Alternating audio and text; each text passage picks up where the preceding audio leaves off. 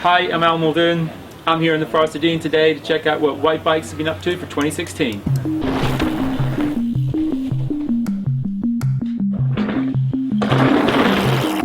So the key development for 2016 is that Whyte's done a lot of work on the sizing.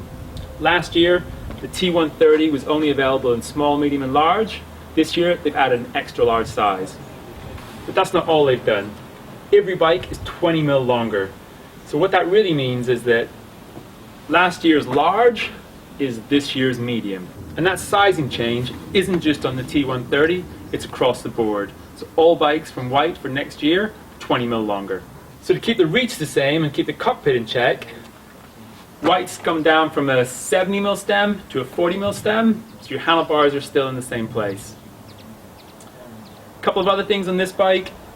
Last year it had a 2x10 drivetrain. This year it's got 1x11. And that's not all they've done. This bike now comes with Whyte's single chainring technology, which means it's got a much wider pivot stance, and that gives a stiffer rear end. So even with the changes, good thing is the price hasn't changed. The T130 is still £2,300, which makes one of the most competitive 650B 130mm travel bikes in the market.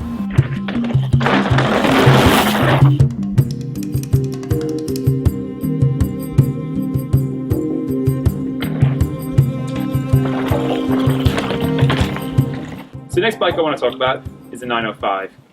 It's the middle bike in the 900 series range from Whyte, and it's got a slack head angle, a low BB, and a long front end, and that makes it one of the best trail hardtails that we tested last year.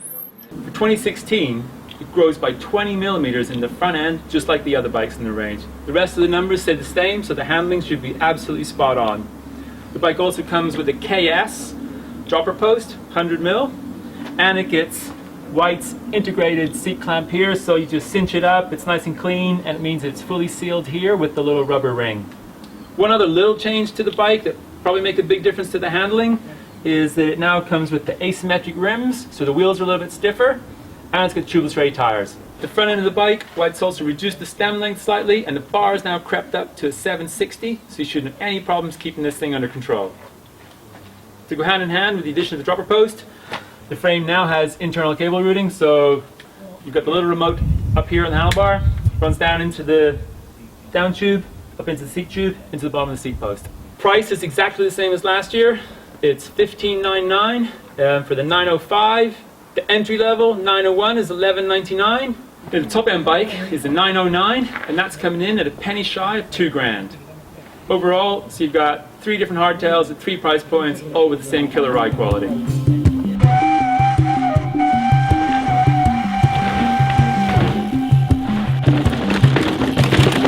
It's pretty obvious that Whyte's focusing on 650B wheels, but it hasn't forgotten about the 2.9er. The T129S gets the same revisions in terms of geometry and sizing as the other bikes.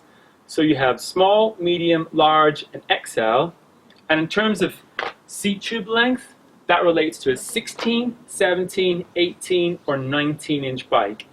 And Whyte wanted to keep the seat tubes compact and close together in terms of the incremental changes, so that people could actually choose whether they wanted to ride a 16 or a 17, depending on the reach that they wanted.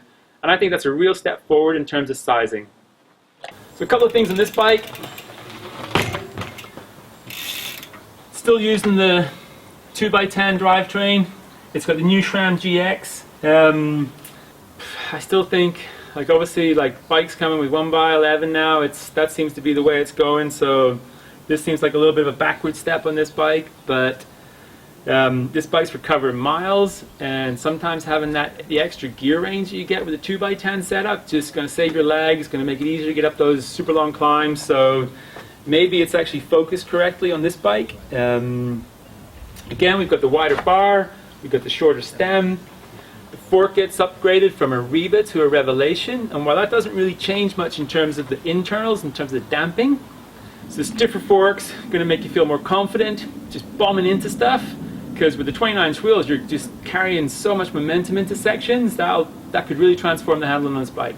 So obviously we're talking about the big 29-inch wheels, carrying loads of momentum. You got to get this thing slowed down too, and Whyte's fitted the SRAM DB5 brake, which gets the guide internals, which is SRAM's latest internals, with a regular 2-piston caliper, so reliability and stopping power should be spot on with these brakes. So price-wise, the T129S is coming in at £2,200, which is £100 cheaper than the T130S, but obviously you're not getting the single chainring technology or the 1x drivetrain, so that's reflected in the price. So if you really want the 29er, but you also want the 1x drivetrain, the next model up, the T129RS, it comes with the Shimano XT 1x drivetrain, and it gets Fox suspension, and that bike costs £2,750. Okay.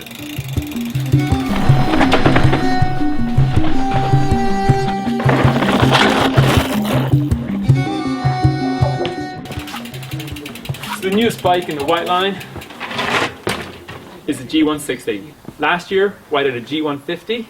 This bike now is 160mm travel, front and rear. And how that came about was Whyte's Enduro team were running 160mm pikes on the front of their bikes, and they had modified geometry.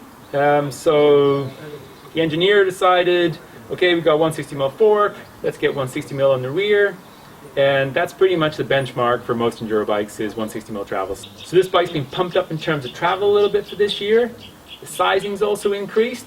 But you still get the same technology as last year, so you're still running a single ring on the front, you're still getting the wide pivot stance, which Whyte referred to as SCR.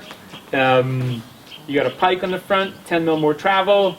It's got the WTB Vigilante tire in the front, which is pretty meaty, so you've got lots of cornering grip. So you get the semi-slick Riddler on the rear, which has got super small knobs in the middle, so it's really fast rolling. But you've still got a regular side knob, so when you're cranked over in the corners, you've still got plenty of grip. Size-wise, the G160 is only available in 3 sizes, so you've got small, medium, and large. But they're actually the biggest bikes in the Whyte range, so the large, you shouldn't have any problems fitting in the large if you're like 6'2", because it's one big bike. In keeping with the extra travel, you've also got an 800mm bar on the front, a 40mm stem, and the bar and stem are used in the oversized 35mm interface, so you've got extra stiffness too.